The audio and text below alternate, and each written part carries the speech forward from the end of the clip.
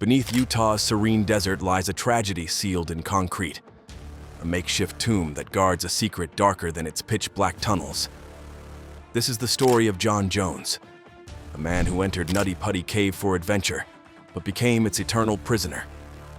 The Nutty Putty Cave system, a claustrophobic labyrinth coiled beneath Utah's arid scrubland near Salt Lake City, was never meant to be a grave. Discovered in 1960 by Dale Green, a local geology student surveying groundwater channels, its name derived from the peculiar putty-like clay lining its walls, a damp, khaki-colored sediment that smeared like wet chalk under touch. Early explorers marveled at its contorted passages, some so narrow they required adventurers to exhale fully to compress their rib cages, earning the tightest squeezes nicknames like the Pancake and Devil's Pinch. The main entrance, a hole just 30 inches wide, barely wider than a standard oven door, funneled adventurers into a network of tunnels likened to worming through a soda straw by veteran spelunkers. By the early 2000s, Nutty Putty had morphed into a rite of passage for thrill seekers, its reputation buoyed by online forums and word-of-mouth lore. Annual visitor numbers swelled to 25,000, drawing everyone from college students on daredevil benders to families seeking suburban escapism. But the cave's playful nickname belied a sinister undercurrent. Between 1999 and 2004, over a dozen rescues stained its record. In 2001, a 23-year-old BYU student became trapped in the Pancake for 7 hours after his headlamp failed, leaving him disoriented in total darkness. Rescuers later found him dehydrated and hypothermic, his fingernails torn from clawing at unyielding limestone. 2 years later, a 16-year-old boy wedged himself upside down in a vertical chute near the birth canal, his legs pinned above his head for 14 hours. Blood pooled in his brain, inducing hallucinations of fire ants crawling under his skin, according to his post-rescue medical report. Each incident chipped away at Nutty Putty's beginner-friendly veneer, yet its allure persisted. Guides marketed it as Utah's natural obstacle course, seriously downplaying the risks with brochures featuring grinning tourists caked in mud. Local authorities, armed with all these incident logs and liability concerns, labeled Nutty Putty a ticking time bomb. Utah's Department of Natural Resources lobbied for permanent closure, citing preventable near fatalities in memos to state legislators. Spelunking coalitions retaliated, framing the push as government overreach. Letters flooded newspapers like the Salt Lake Tribune, one ranting, "I'm tired of bureaucrats deciding what's best for us. My boys and I crawl Nutty Putty monthly. It's how we bond." Another argued, "If we close every risky place, why not fence off mountains next?" The debate turned venomous, with explorers accusing officials of fear-mongering and officials retorting that enthusiasts prioritized adrenaline over reason. In May 2006, the state temporarily gated the cave, installing a steel door bolted into bedrock. But pressure from spelunking groups forced a compromise. By March 2009, Nutty Putty reopened under a stringent permit system requiring applications 21 days in advance, proof of caving experience, and mandatory gear checks. Rangers conducted spot inspections, though enforcement was patchy. Many explorers reused old permits or sneaked in after hours.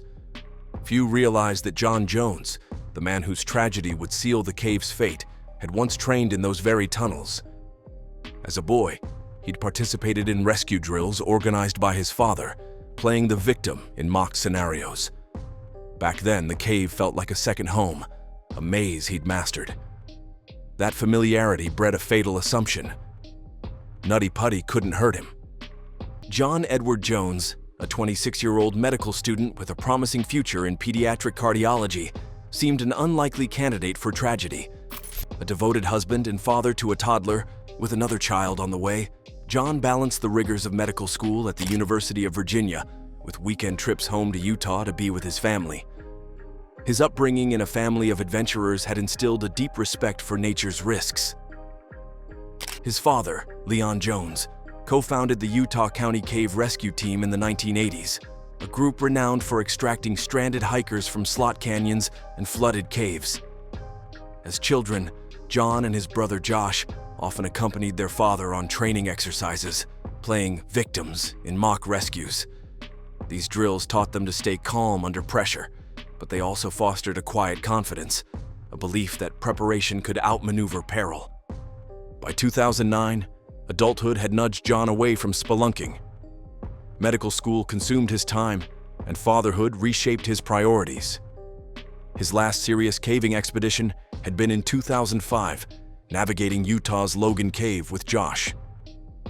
Though rusty, Jon retained a muscular build from his high school football days, 6 feet tall, 190 pounds, with broad shoulders that would later prove disastrous in Nutty Putty's confines. His brother Josh, slighter in frame but equally competitive, remained an avid cave diver, often boasting about conquering tight squeezes in online forums. That Thanksgiving weekend, Jon joined 10 relatives and friends, a mix of cousins, college buddies, and his brother, for what was billed as a nostalgic reunion trip to Nutty Putty. His wife, Emily, 9 weeks pregnant, stayed above ground with their daughter, Lizzie, unaware that the cave's revised permit system had glaring loopholes. Though the 2009 rules required groups to include experienced cave divers, the Jones brothers' childhood exploits and Josh's recent trips sufficed for approval. No one verified their technical skills or familiarity with Nutty Putty's updated maps, which had redrawn dangerous sections after a 2006 survey. The oversight proved fatal. At 8 p.m. on November 24th, the group geared up with handheld LED flashlights, nylon harnesses, and helmets borrowed from a local outdoor shop. The cave's entrance, a jagged maw half buried in sagebrush, exhaled a damp, mineral-heavy breeze.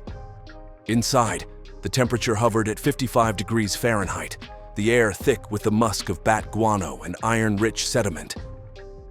The first hour passed without incident as they navigated the big slide, a sloping chamber wide enough to stand in, its walls glittering with calcite deposits.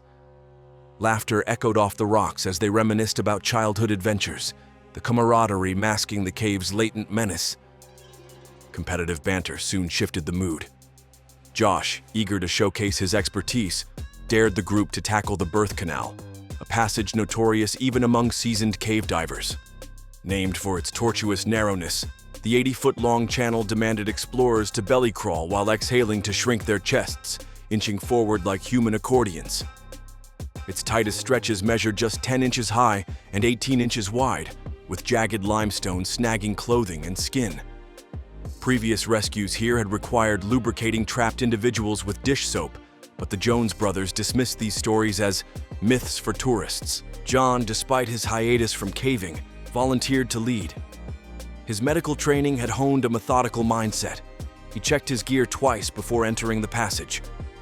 Josh followed, GoPro strapped to his helmet to document the epic crawl. The others lingered behind, unaware that the 2006 remapping had omitted a nearby offshoot, the corkscrew, a vertical fissure mistaken for a dead end. Poor signage and outdated maps left Jon blind to the trap ahead.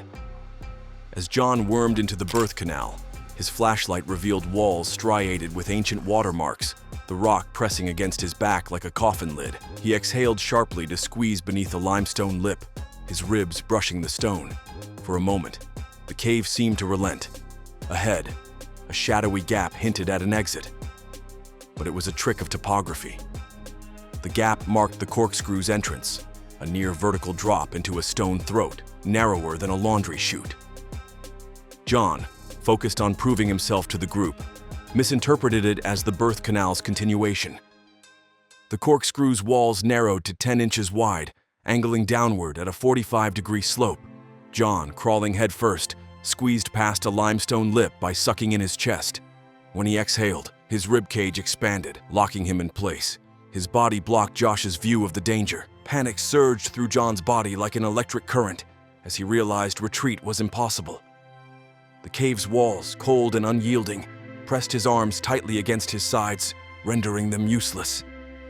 His chest, expanded after exhaling to navigate the limestone lip, now acted as a natural anchor, locking him in place. Every attempt to wriggle backward only ground his ribs into jagged rock, sending sharp pains radiating through his torso. The darkness was absolute, save for the narrow beam of his headlamp, which illuminated swirling dust particles kicked up by his frantic movements. His breathing echoed loudly in the confined space, each gasp reverberating off the stone as if the cave itself were mocking his desperation. Josh, trailing a few feet behind, initially dismissed Jon's stillness as a joke. He urged Jon to quit the prank, his voice muffled by the narrow passage. But when Jon's boots remained motionless, Josh's amusement curdled into dread.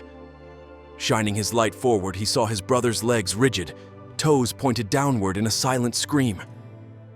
Josh lunged, gripping Jon's ankles with both hands, and pulled with all his strength. The cave fought back. The friction between Jon's torso and the rock created a suction effect, akin to a cork stuck in a wine bottle. Each tug sank Jon deeper, his hips now wedged beneath an overhang. Then, without warning, the limestone beneath Jon's knees gave way. He plummeted headfirst into a vertical fissure, his body flipping 180 degrees until he came to rest upside down, ensnared in a space no larger than a dishwasher. His head, now positioned downward, throbbed as blood rushed to his skull, swelling his face and distorting his vision. His legs, bent at unnatural angles above him, trembled from the strain of supporting his weight. Gravity pulled fluids into his lungs, each breath gurgling as if he were drowning on dry land. Josh, paralyzed by helplessness, fumbled for the two-way radio strapped to his belt. He barked that they needed help immediately, his voice cracking. The message relayed to the surface triggered Utah's largest cave rescue mobilization in history. By midnight, a convoy of vehicles crowded the cave's entrance. Fire trucks, ambulances, and a specialized rescue van carrying Susie Matola, a 34-year-old volunteer with a decade of cave rescue experience. Matola, a mother of two and a former paramedic, had earned a reputation for coaxing calm from chaos. She descended into the cave with a team of 6, their progress slowed by the need to ferry hydraulic drills and medical kits through the birth canal's tightest bends. When Matola reached Jon, nearly 8 hours after his entrapment, the scene defied worst-case scenarios.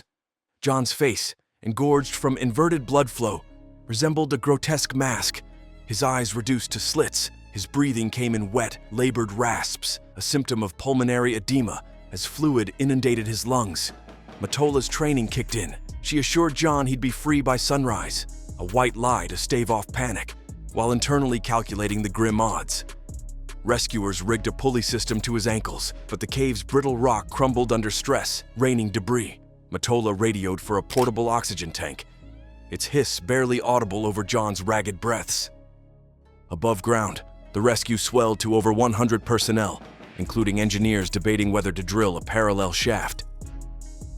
Helicopters circled, their searchlights slicing through the desert night, while Jon's wife, Emily, clutched a blanket around her shoulders, her unborn child kicking as if sensing the turmoil. Below, the cave's silence deepened, its walls indifferent to the human drama unfolding in its belly. The rescue team's brainstorming session resembled a war council scrambling for Hail Mary strategies. One proposal involved coating the cave walls in vegetable oil, a tactic borrowed from livestock rescues where lubricants ease stuck animals from mud. Engineers calculated it would require 50 gallons to slick the limestone, but the risk of Jon inhaling the viscous fluid nixed the plan. Another grim suggestion involved fracturing Jon's femurs to reduce his profile, a medieval-sounding measure debated in hushed tones. A trauma surgeon on site vetoed it, warning the shock alone could kill him before extraction.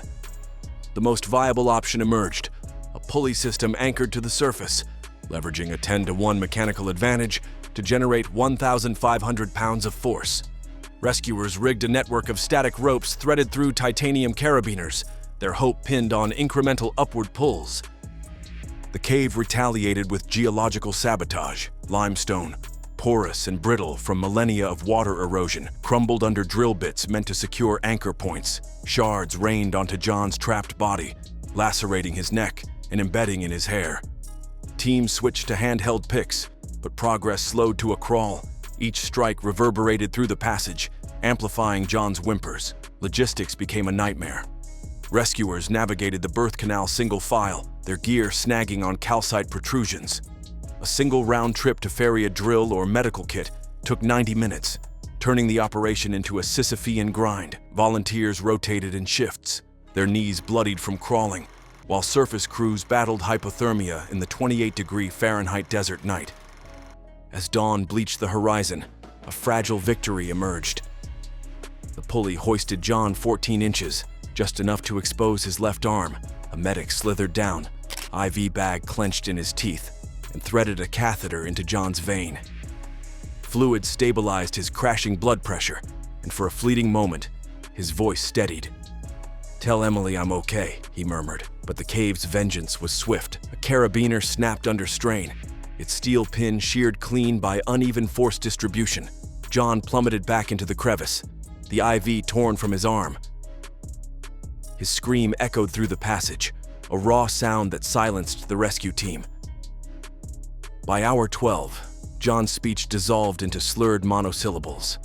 A stethoscope pressed to his chest revealed the death rattle of pulmonary edema, fluid breaching his alveoli, turning each breath into a wet gasp. Rescuers rigged a makeshift oxygen mask from a camelback tube, but it merely prolonged the inevitable. Above ground, Emily Jones clutched a radio, her voice steady despite the static. "We're right here, Jon. Squeeze Josh's hand if you hear me." Unbeknownst to her, Jon's hands were pinned beneath his torso, fingers numb from circulatory collapse. The rescue roster ballooned to 137, geologists, structural engineers, even a NASA consultant versed in confined space trauma. They faced a harrowing equation. Jon's inverted position had already funneled 30% of his blood volume into his skull and lungs. At this rate, cardiac arrest loomed within 10 hours. Teams prioritized the lift, a last-ditch plan to rotate Jon upright using inflatable airbags. But the cave's geometry mocked their ingenuity. Each tweak to the pulley angles consumed precious minutes, the clock ticking louder than the drills. The final attempt unfolded at hour 26, a desperate symphony of clanking pulleys and shouted commands. Rescuers had reinforced the system with aircraft-grade steel cables and industrial ratchets.